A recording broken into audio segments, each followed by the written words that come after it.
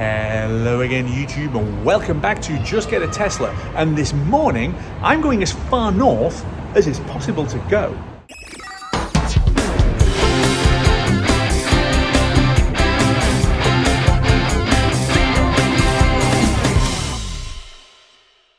Okay, when I say as far north as I can, I do of course mean on the mainland. I'm not going across to Orkney and Shetland, but it's still a cool trip to do, and the scenery we're going to see today is going to be absolutely brilliant. And don't forget, a big chunk of this is the North Coast 500, so think of this as Apollo 10 warming up for when I actually go and do the North Coast 500. One thing to actually note before we leave Inverness, there are actually now 4 of these Charge Place Scotland charging units, which I hadn't spotted previously, so I don't know whether they are new or not. And I have charged up here quite a few times, so I would think I would have spotted them. So it's great because it means that non-Teslas have got somewhere else to charge.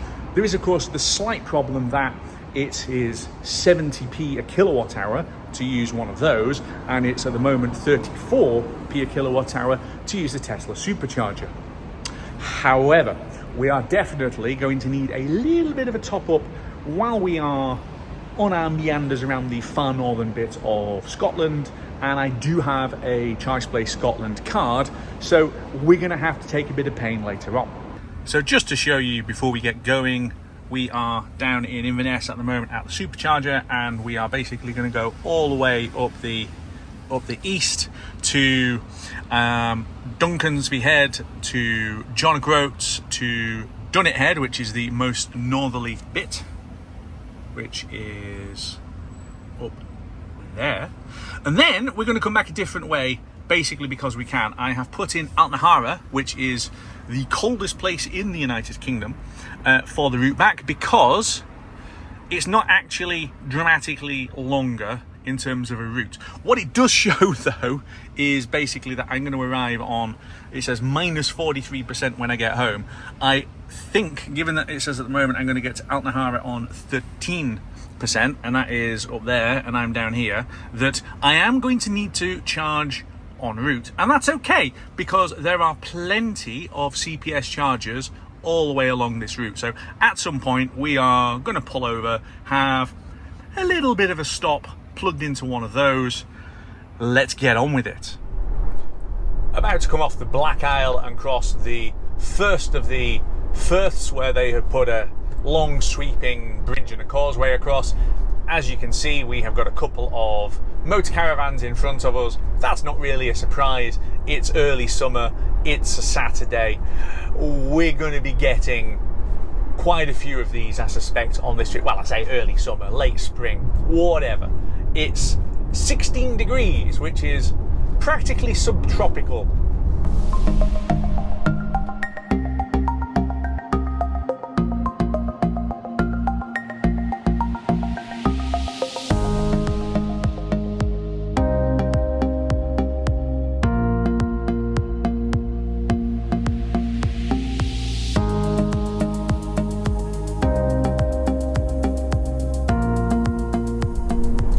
This is the run down the hill towards Bettyhill, the famous Bettyhill Braes. This is a crazy bit of road, although it's not quite as crazy as it once was, because they have eased the gradient and the bend on the other side, but we still go absolutely ploughing down here. Obviously there's a need of an escape lane, although you'd hope you stop there, because otherwise it gets kind of exciting. Even on full regen, you know, it does feel like we're like, ooh, slow down, slow down, slow down. And then you come down here with ears popping and cross the river, and then we're going to do it all again the other way. Absolutely crazy. But one of the features of this part of the A9, this is quite steep. It says 10%. It's not 10%. And I'm not surprised that he is pushing his bike up here, because, yeah. So the old road basically used to spin around hard left here. They've landscaped it out now, but it used to go off basically up there. An absolute hairpin of a bend, I do remember that. This is much easier, but it's still tight and it's still steep. Anyway, we're making reasonable time. It's just gone 11 o'clock and I left Inverness at 9:30. We have still got 43 miles to run as far as Duncansby Head. So basically we're doing Duncansby and John Groats and Dunnet Head, basically the three prongs at the far northeastern point of Scotland. I've just pulled over for a very quick stop at Tesco in Wick to pick up a sandwich for later, and it's really, really great. It's not hill fog, it's sea har. So we're gonna go straight to John Groats. I don't really see the point in going on top of the cliffs. Won't be able to see anything. Hopefully as I head further west, it'll clear. You can at least now see the end of the world in front of us, where land stops and you hit the sea. So there are people that live here, as you can see, and there's more houses off on the right, but it is basically just tourism, and very specific tourism, being people doing Land's End John Groats or John Groats Land's End, and of course the North Coast 500. And I think that's kind of it. It's the place you go to have your picture taken, and then you go away again. So let's just get up there and go and have a look. Let's see if we can park the car briefly anywhere near the famous sign and get a picture taken. I bet you can't. I think that's the reason why people come here, to be able to stick their car or themselves in front of the sign and say, oh look, I've taken a picture here at John Groats. Because there's not really a lot else to do. Let's go and have a look. I have been here before, as I say, a little while ago. Oh, there's the sign. Oh, hang on, yes I can. Fine. So we are going to go, stick the car there, take a wee picture, and then come away again.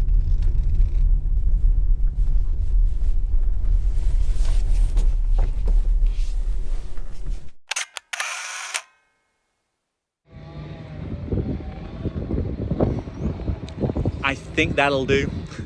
2.3 miles to Dunnet Head, which, as I said in the introduction, is the most northerly tip of Great Britain, the mainland of the main island in this archipelago.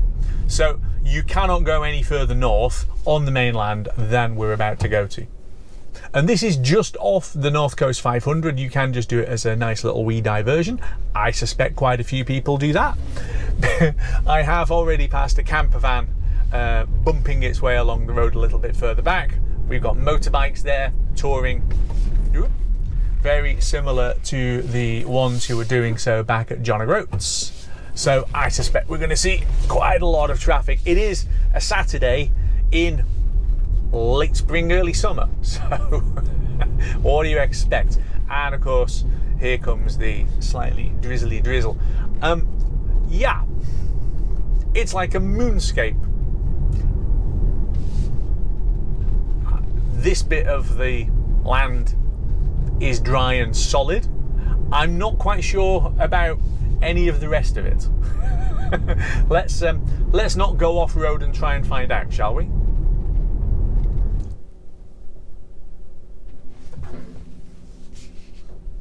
Wow, that looks like a wobbly bobbly cattle grid. Let's have a go. Exciting noises.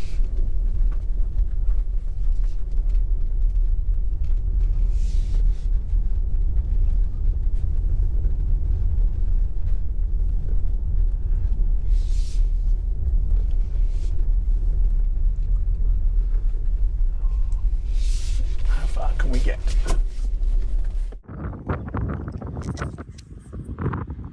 I have, of course, forgotten the lead to be able to plug my little microphone in, which is annoying. But you can see where we are. Hopefully you can still hear me. And I'm not sure why it needed the noise, but hey, Dunnet Head, the most northerly point of, as I said, mainland Britain.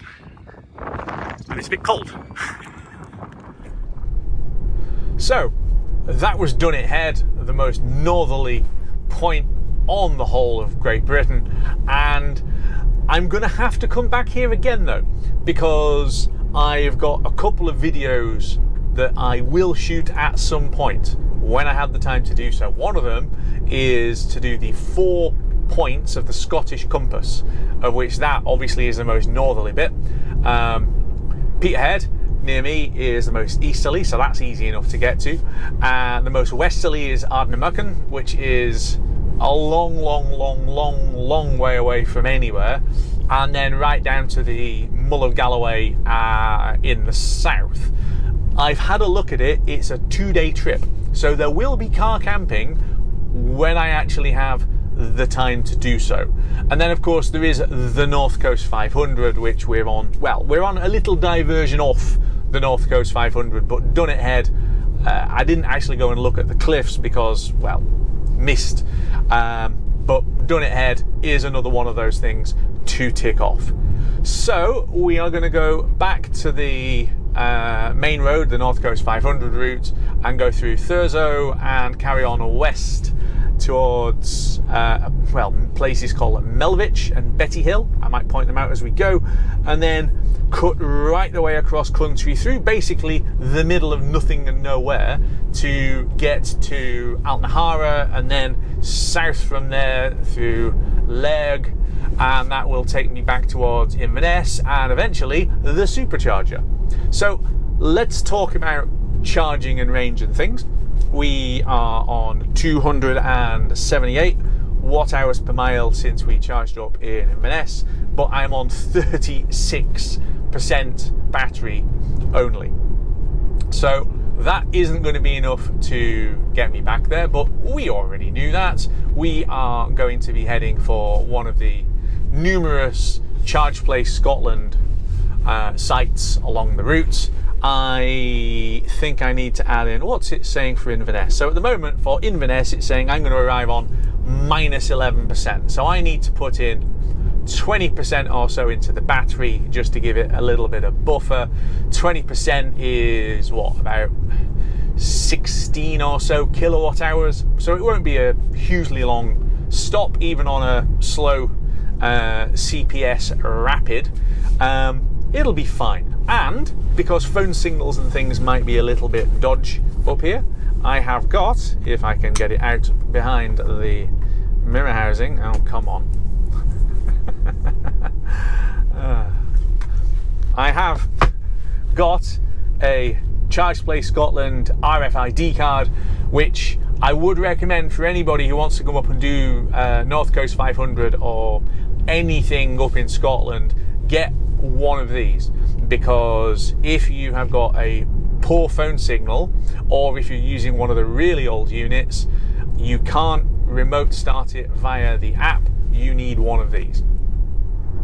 West of Thurso now, heading towards, well, Dunnet actually, the former nuclear research place. Good for an electric car. The observant of you might notice I'm actually in N. I'm in neutral. I am using a very gentle downgrade basically to just roll along the landscape, and I've been doing so now for I think a good couple of miles. And as you can see, the blue skies are back. It's 17 degrees again, so now we've cleared the Seahar that was on that far northeastern bit. We're back to another beautiful day, which is good.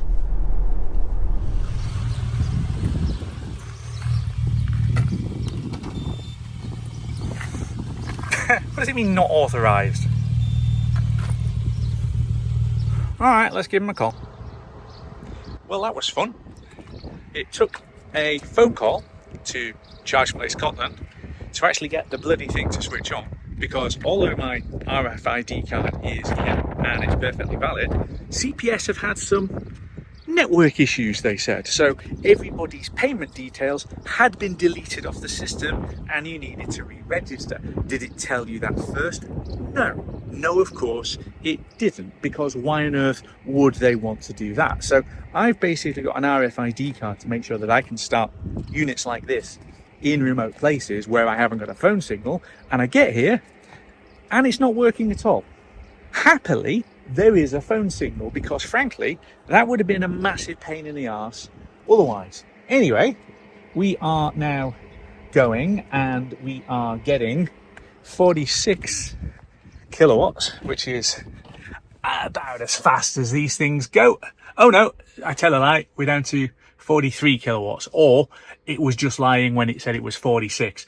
Either way, this is a rapid charger, but they never feel particularly rapid when you compare them to Tesla. So while the car charges up, I'm going for a little walk, and I know some people are probably already going, electric cars is making you stop in horrible places and do things you wouldn't normally be doing. Mind you, if it hadn't started charging, I might have been a little bit upset with them on the phone. Just got back to the car after my little meander down the hill looking at the bay. I've been here for 20 minutes, but I spent more than 5 minutes sat faffing around trying to actually get the thing to charge in the first place. We are on 40% now, so I arrived on 21, I think. So we're on 40%. We're still taking 43 kilowatts, so it's steady. It's slow, but it is consistent at least. And at the moment, it's telling me that I'm going to arrive onto the supercharger in Inverness on 6%. I think we'll double that, put it on 12 or something like that. So I think another 5 minutes or so, and we should be ready to go. And okay, yes, I am sat and I'm waiting for the car to charge up, but it's a beautiful day again.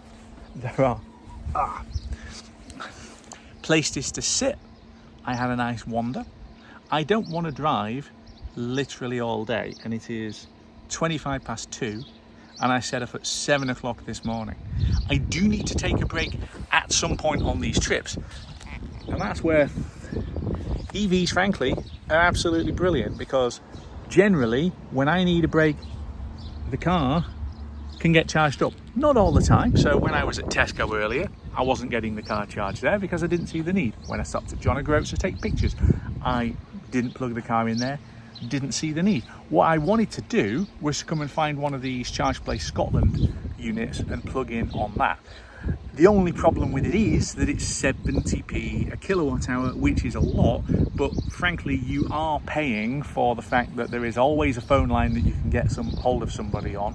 They can do remote start and various other things when they're broken. Plus also, frankly, just how much does it cost to do maintenance and to make sure that these units are working here in somewhere like Bettyhill, Sutherland? We are quite a way away from maintenance depots and things like that. Even Inverness is a decent haul away, so getting parts and service and whatever else up here is gonna cost more money. So when you put it that way, maybe 70p a kilowatt hour isn't that bad. So the bay and the inlet that we were looking down at, we're about to go across, and then I believe we're basically going to follow for the next chunk of distance as we head very, very inland and very, very absolute middle of nowhere. So this is in 1.6 miles where we're going to turn off the north coast. Oh, hello. That just stops. Yeah, okay, I think I'll wait there. Ooh, wowzers. Parts of this road have been improved. Parts of this road haven't been improved. And you get something like that where it suddenly just turns into rubble on your side of the road. Good. That was fun. Open the window. It is hot now. 21 degrees. I did say that I was hoping to head west and get away from that Seahar, and we absolutely have done.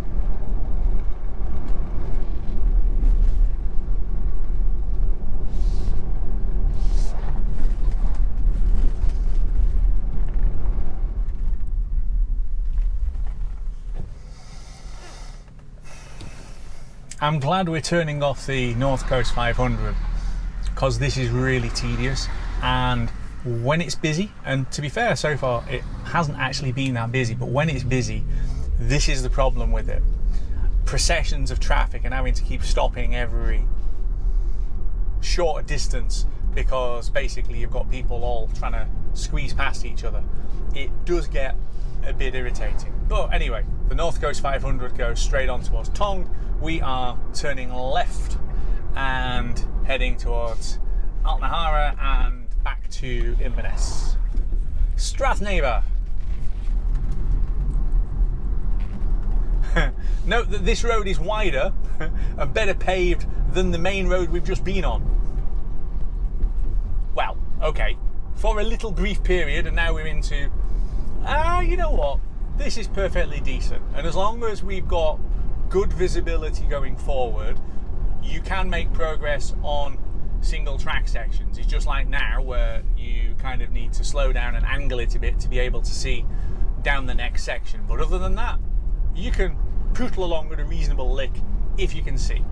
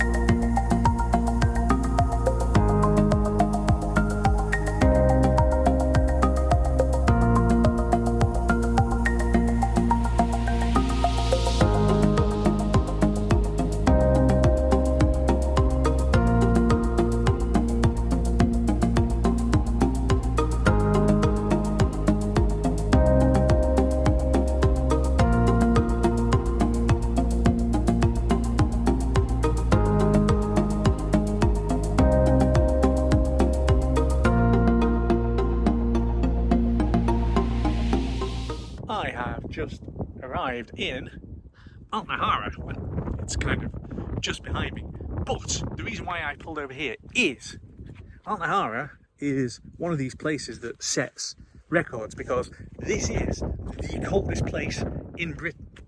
Not today, obviously, but this weather station behind me recorded the lowest temperature ever recorded in Britain. And that's cold. But not just that, but on some days, in some months, it records the warmest temperature in Britain. So this valley that we're in, and it is, because you've got your hills kind of around it, it's quite a broad valley, but this has some of the most crazy extremes of temperature that you can get in the British Isles. And it's absolutely the middle of nowhere. It's brilliant. As I say, it is just one of these crazy places. And if you're doing the North Coast 500, you go nowhere near here. This entire section of the country, you go nowhere near. In fact, I suspect that most people go nowhere near here. And that's why it's interesting. I mean, imagine living here, a place with wild temperature fluctuations, where you are miles and miles and miles and miles and miles from anything that's approaching civilization. But if you want fresh air and scenery, I suppose living in one of these houses would be the place to do it. I suspect that quite a lot of it is farming, and there's got to be a little bit of summer tourism going on. But other than that, it's just one of these completely out of the way places that you just have to go and wander to go and find them.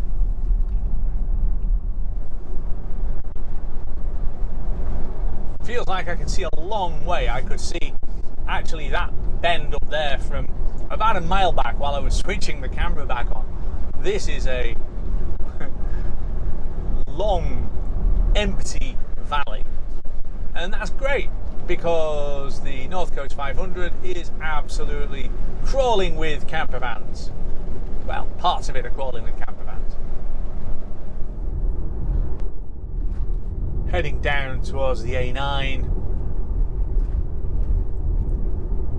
I'm slightly speechless, to be honest. It's just so pretty. And the nice thing about this road is it isn't the A9, and therefore it's not quite as rammed full of people as that's going to be when we get there, but no problem at all. I suppose I really should give you an update on things like efficiency and things. So since we charged up on the CPS units, we have done 73 miles. We are doing 266 watt hours per mile, so that's what, 3.9, 3.8 or something miles per kilowatt hour. And the entire trip we're on 270, so it's pretty well balanced across all of the different phases. So the entire trip, the entire trip for you since we left since we left Inverness is 250 miles. So a nice round number. I need to add another 90 miles onto that, which is my run across from home to get to Inverness to start the thing, because this is how YouTube works. You've got the bit you're videoing, and then you've got the bit you're not videoing.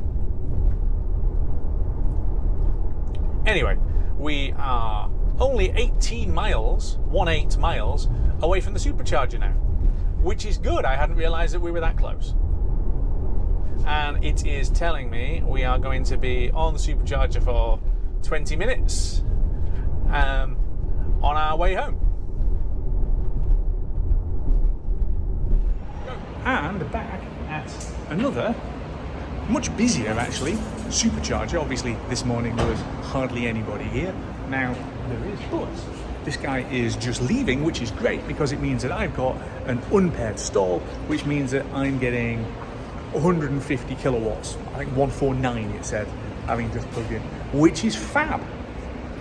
We'll go for that because basically that will get me done and on my way home much quicker. So, what have we made out of this trip? It has been absolutely brilliant, if I'm honest. Yeah, 147 we are getting. Look, 147. It has been a brilliant day trip, and it's the kind of thing that honestly Tesla can do so effortlessly. I know I make this point on various videos, but having an EV, having a Tesla, it's not difficult, right? Yes, I had to stop and plug the car in at Bettyhill, but as I said when I was there, I'd been driving for hours at that point. Hours. I really needed a break, so it wasn't a problem, and it was a beautiful spot. There are some charge points, especially on ChargePlay Scotland's network, in just fabulous places. The only problem with it, of course, is 70p a kilowatt hour, which is kind of a lot, but hey, it's what you pay for the convenience of having them there. So if you've learned something today and you want to see some more, or you've just seen some beautiful scenery and you want to see some more, don't forget to like and subscribe so that you can see my next videos as they drop. Hit the bell icon so you know when that is. Share it with your friends, especially friends around the world. If you like beautiful scenery, I've shot quite a few trips where it is just drop dead gorgeous. Have a look back through my past catalogue. Go and see some of those if you haven't done so already. There will be more to come. And on that futuristic note of thinking about what we're going to do next, I'm going to leave it there. So thank you very much for watching, and I will see you back here very soon on Just Get a Tesla.